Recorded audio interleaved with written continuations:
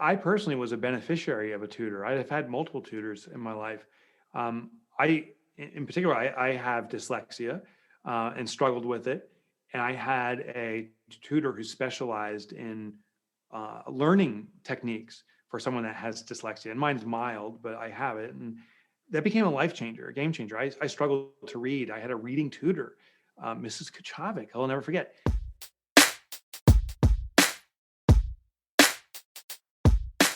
Foundationally, our tutoring business needs sales. If you have no sales, you have no oxygen, no revenue coming into your business. No oxygen, you're suffocating. But it only needs to be adequate. I hope anyone listening in right now who's a tutor realizes you have a choice. What you're doing is extraordinary. The world is thirsty. The world's starving for what you're doing. That maybe you decide that you're not just a business owner, something that it stays within the domain of your control. You have something bigger than that, something that you can contribute to society permanently, to form legacy. Is you're offering better than your direct competitors? And I can't hear you, but I hope you said yes. I hope you said yes, because I know you're better because you're here listening to this. You're looking to improve yourself.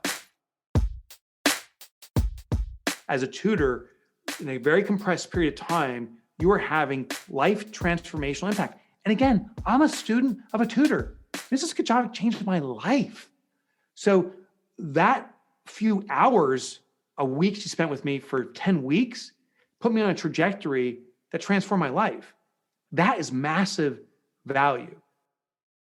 Welcome to the Qualified Tutor Podcast. I'm your host, Ludo Miller, and I'll be interviewing tutors and thought leaders from across the tutoring landscape to inspire, inform, and motivate you to become the best tutor you can be. The Qualified Tutor community is a safe and supportive space for tutors who love to learn and grow. We offer training, resources, ideas, and a chance to connect with like-minded tutors. If you'd like to continue the conversation, join our Qualified Tutor community at www.qualifiedtutorcommunity.org or find it in the show notes. Mike, thank you very much for coming on the show. We'd like to welcome Mike Michalowicz to the Qualified Tutor podcast. Mike really needs no introduction. This is, I guess, more of a formality for our listeners. Mike is a superstar of the entrepreneurial world. And it almost seems strange to think of an expert in small businesses and niche markets as world famous. But Mike really is that.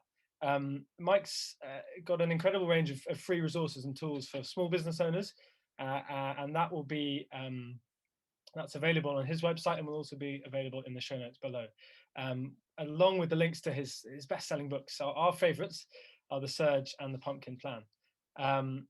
But Mike, thank you for joining us. I know you have a busy schedule.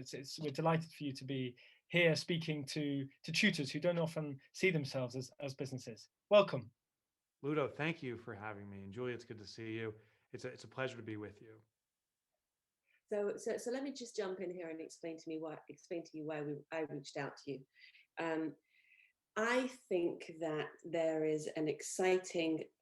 We all know that there's an exciting moment happening in tutoring right now, and tutoring is being pushed and thrust into mainstream education. In fact, we were always there. It's just that we were in the shadows. So, Right.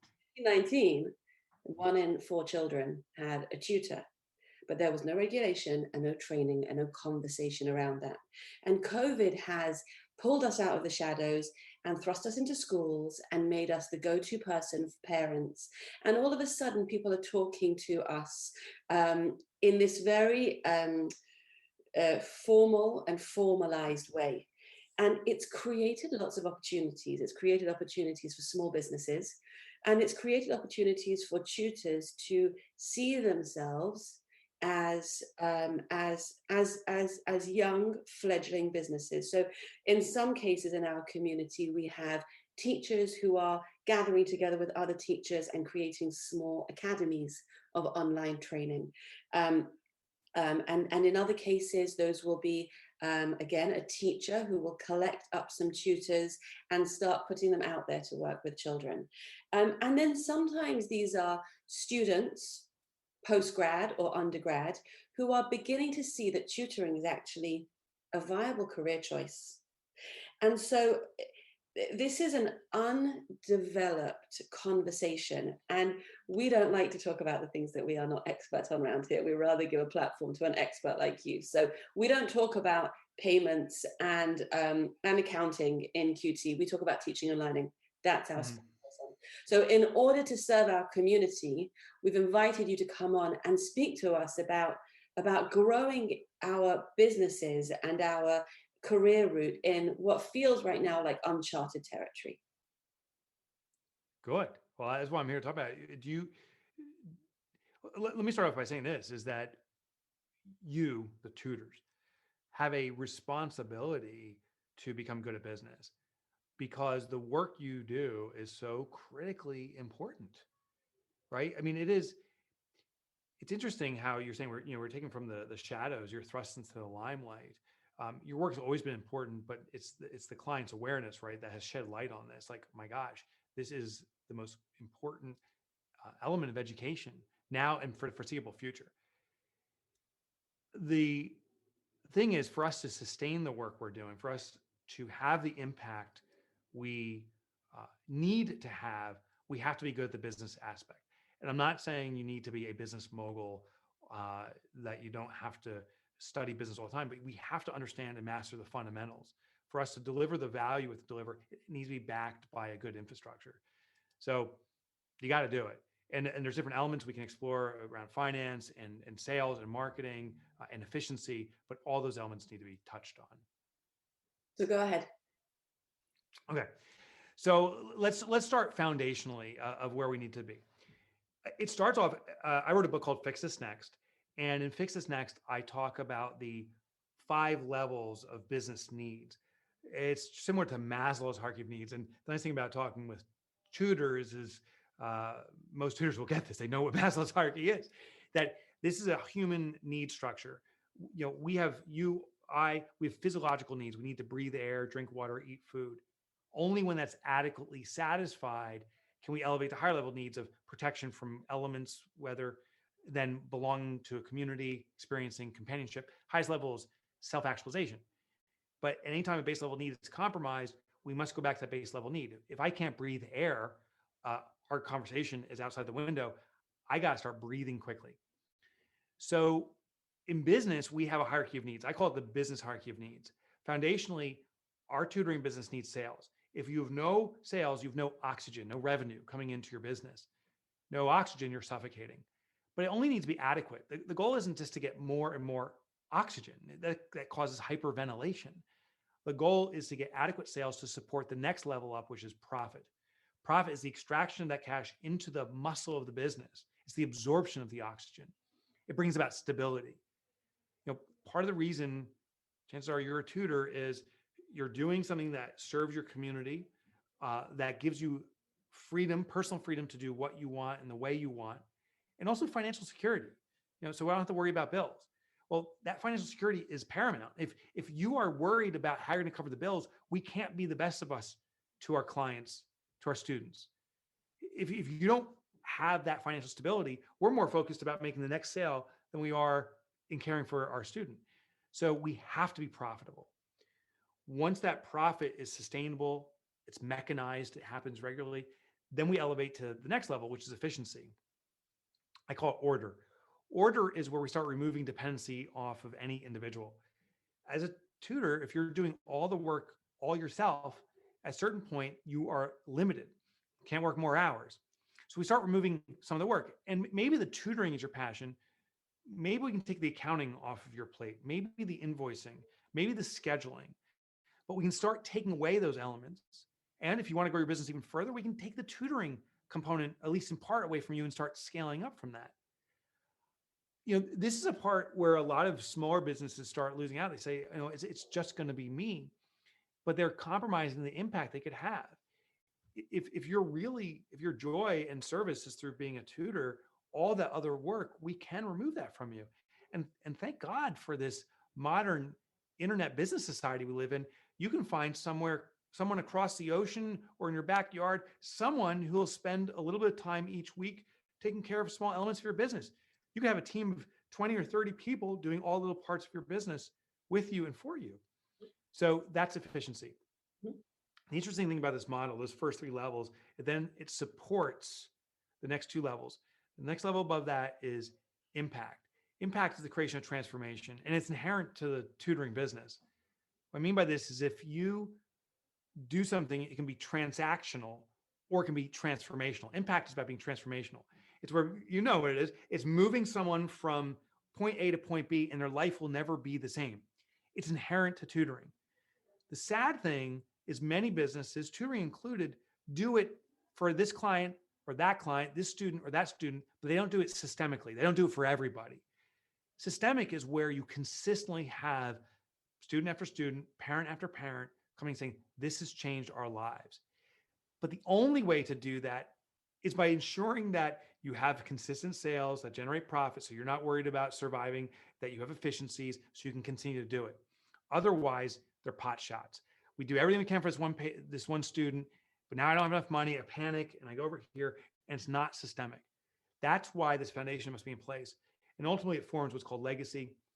Legacy, as I define it in a business model, is legacy is where you set your business up to serve clients generationally. So it doesn't necessarily mean that when you're done tutoring that someone else in your family takes over. What I'm saying is that generation after generation of clients come to you because your business is so needed. I just one little final story, and I'd love to answer any questions you have. But I traveled the globe pre-COVID for speaking, not as much right now, but it'll happen again. One of my favorite visits, I was in Guatemala City, which is in Central America. In Guatemala City, there's a business called Filtro. They make these clay pots that are used to filter water. They're infused with silver. And what's interesting is the rural population in Guatemala is very poor. They make about $30 in US equivalent, $30 a month, $1 a day. And you can't really do much with it except for buying firewood. It costs about $20 a month to buy firewood, but you need to buy firewood to boil the water because the water is so polluted in the rural areas that you can't consume it. So they're constantly buying wood to boil water and going back to work to buy more wood. And it's very, very hand to mouth living. Well, this company made these filter systems. They sell them to this population, and they sell them profitably. It is not a charity. They sell them to the population, and they're making money off it.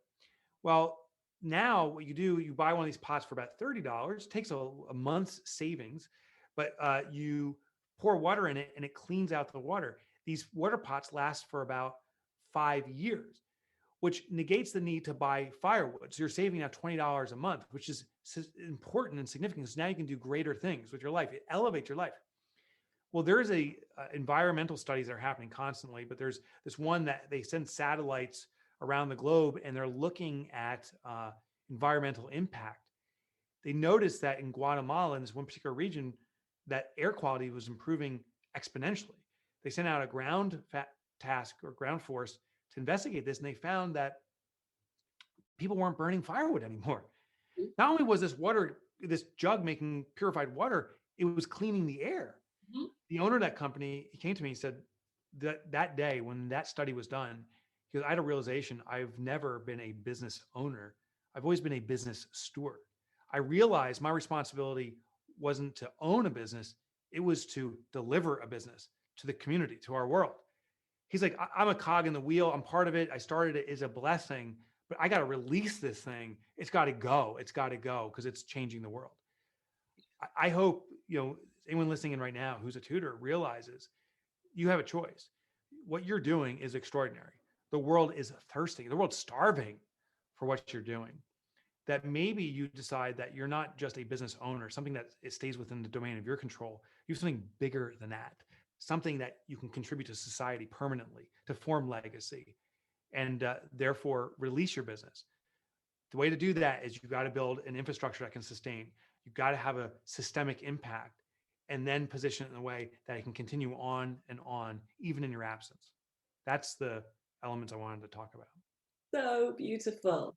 That's one of the greatest motivations, really, I think, as a tutor or teacher, because it can be so it's so rewarding, but you don't often hear it. You don't often hear that back because your client is a student, and children obviously aren't as tuned in to providing kind of feedback like that. And so it's so rewarding to hear that, tutoring has such an important role to play. I think I've definitely found that in my career, of even just coming out of school and university. You see teachers and tutors as kind of as these people that have to be there because they're fulfilling some role, but really they're there because they love teaching, and they're actually incredibly inspiring people. I personally was a beneficiary of a tutor. I've had multiple tutors in my life. I, in particular, I have dyslexia and struggled with it. And I had a tutor who specialized in learning techniques for someone that has dyslexia. And mine's mild, but I have it. And that became a life changer, a game changer. I struggled to read. I had a reading tutor, Mrs. Kachovic. I'll never forget. And listen, here's someone who can't read or couldn't read for a period of time, who became a writer. Like, that's like life changing. And we have to first appreciate that about ourselves. I think the challenge we have as business owners, as tutors, whatever capacity you're in, but as tutors, is we actually challenge ourselves. We denigrate the importance of us. Like, oh, I'm exchangeable. I'm a disposable. I do a little job and I'm done.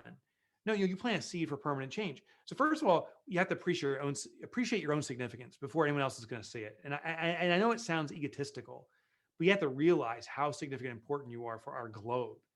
Once you see that, then when you have a responsibility to market, you got to market the shit out of yourself. This is the funny thing. I can't tell you how many people are afraid to market, but I'm going to put a challenge down right now for every tutor listening in. Let me ask you something. This is rhetorical because I can't hear you, but here it is. What you do, is it important? What you do, is it better than the competition, the alternatives that people are looking at? Is your offering better than the online video training? Is your offering better than potentially these schooling districts or whatever? Is your offering better than your direct competitors? And I can't hear you, but I hope you said yes. I hope you said yes, because I know you're better, because you're here listening to this. You're looking to improve yourself. So if you have the ability to change the world and you're better than the alternatives, damn it, you have a responsibility to market yourself. If a student hires or engages an alternative, which is a lesser alternative than you, it's their problem, but it's your fault because you didn't market it. You must market it. You must make people aware of you. I think it's the ultimate sin to say, I'm afraid to market. I don't want to rattle people's feathers. They don't know you exist. So we got to get the word out there. If you offer something superior, you have responsibility to make people aware so they can consume it. We need you. We need you. But we need to know you exist before we can buy from you. Mike, I have to ask a question off the back of that, because that's made me think so many different things. It's made me think, gosh, I need to go and market myself now, but it's 6:51 p.m. in the evening and I need to make dinner and there's so much else going on. But in a niche, tutoring is in a niche. You can appreciate that, Mike. You spent your life, discussing niches and leading niches. What can a tutor who's in a niche, what can they take from being in a niche market? What is the encouragement that they can take from being in a niche market? And does that make it easier or harder to promote yourself than a huge market? So when you say niche, I'll call it niche, because that's the American pronunciation. And I'll struggle to say niche. So if I try it, I'll start bastardizing it. So I'm going to stick with niche. When you have a niche market, what we need to realize is every community has its own language. We all communicate in our own ways. We have our special words we use, our special understandings. For us to serve a niche community, we're best received when we speak their language, right? So if I can speak your language and understand the community, I am showing an instant transfer of trust. I show that I demonstratively understand what you need. And every community has unique needs. So a community that isn't necessarily like a physical community. It could just be a psychographic, a common religious orientation or sexual orientation, or it could be a certain demographic, wealth or poverty or whatever. But once you start categorically focusing on that community, you learn their language, you master it, and you build a reputation of excellence. When you focus on a community, there's that saying, birds of a feather flock together.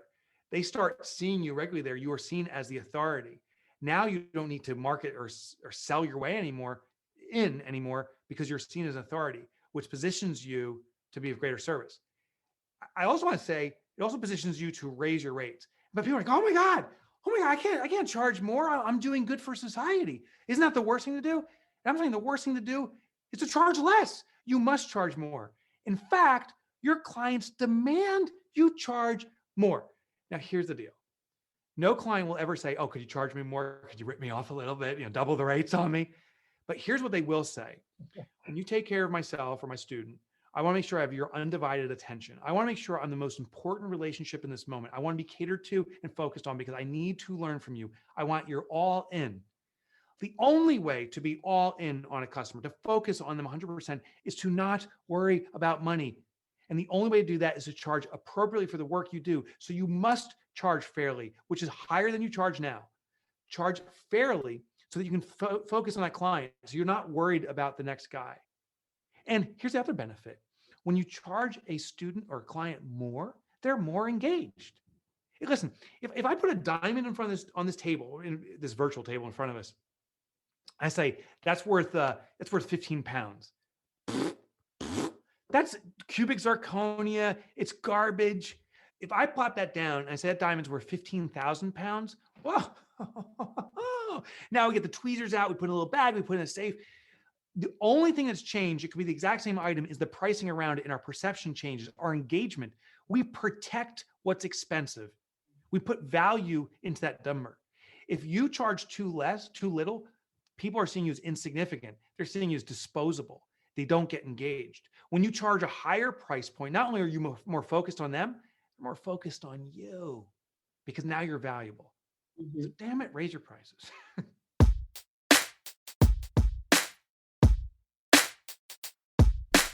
And now, a brief word from our founder, Julia Silva. If you'd like to hear more about the ideas we touch on here, or gain the tools to take your own tutoring to the next level, the qualification for tutors could be for you. This live online seminar is facilitated by industry experts who, over 4 Zoom workshops, will cover the foundations of teaching and learning and how it relates to you as a tutor. The workshops are full of rich discussions where you'll learn alongside other tutors and connect on a professional level. We will teach you how to be the kind of tutor every child remembers. Visit our community space at qualifiedtutorcommunity.org and sign up now for our transformative course. We'll see you there. It's a funny old thing, isn't it? Because tutors are idealists and we are so worried about marketing ourselves, and you've already touched on it, and we're so worried about putting ourselves forward and putting our prices up, and we're so worried about sort of, will anybody push back, and will we have an uncomfortable conversation, and we're worried about, should we remind you that you haven't paid your bill this week or whatever it is. And we have this, Ludo, you feel this, don't you?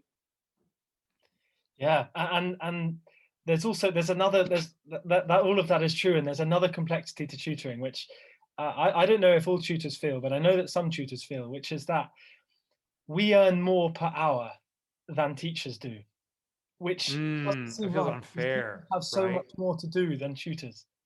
So yeah, Mike, I'll tell you like this. How does that work? Where's the balance there? I think the mistake we make is that we translate time to money, that there's an hour to dollar translation, and that's 100% wrong. There's impact to dollar translation.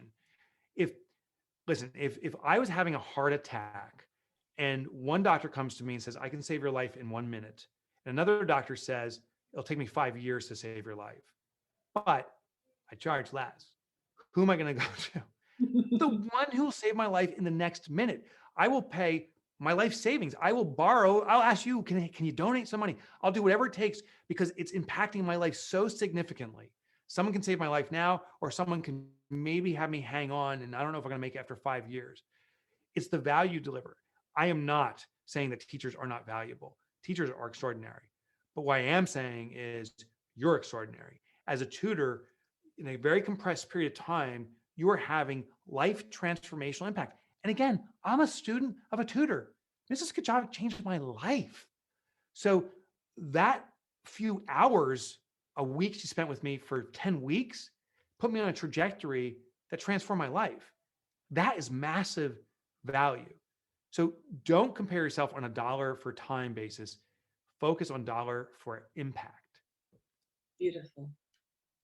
You know, it's amazing how, and I use that word a lot, but it is amazing how many of the thought leaders and hugely inspiring people in the world of education and beyond, how many of them come onto this podcast and can remember the name of this specific tutor or teacher who taught them well over 70% of their life ago. It's honestly, I cannot wait for all of my school teachers to be brought up in conversations that I have in the next 20, 25, 30 years. It's testament to the power that they have on you, perhaps as a child, but also when you're older. Oh, for sure. The formidable years, you remember those people, those moments that influenced your life. And I've had tutors and teachers that have been transformational because they did something that was extraordinary for me. They made the hard simple. They translated something I couldn't understand. They made it palatable. They made me believe myself. Mm. If you're doing that, you're an extraordinary person. Mike, this is again, I'm bursting because you've said something there, and I think that this will be important for the wider community. Do you think it's true that teacher you had could have taught you anything, or do you think they taught you that? As in, when we tutor a student, there is value in the subject we are tutoring them, but there's more value there. Do you mind exploring that a bit? Yeah, and unfortunately, I have to leave in about 1 minute. Okay. So let me answer that question. I'm sorry, I didn't talk about the time in advance. Yes, I think we can teach anything because it's not what we teach, it's how we teach it. My tutor taught me something that was being taught that was a rote teaching routine. She taught something that was digestible and understandable. I think it's the translation she did. She made it speak my language, and that's when it landed. Beautiful. Absolutely beautiful. Mike, we're going to invite you on again. That was just so rich. And next time I'm going to ask you about the envelopes, your mother's envelopes. Oh yeah, let's do it again. We'll talk about that for sure. Fantastic. Stay safe, Mike. Thank you very much for joining us. Be well. Absolute professional. See you soon. Thanks. Bye. Bye.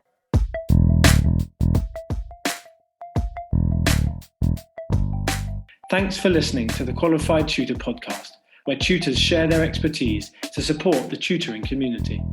If you'd like to continue the conversation, join our Qualified Tutor community at www.qualifiedtutorcommunity.org or find it in the show notes below.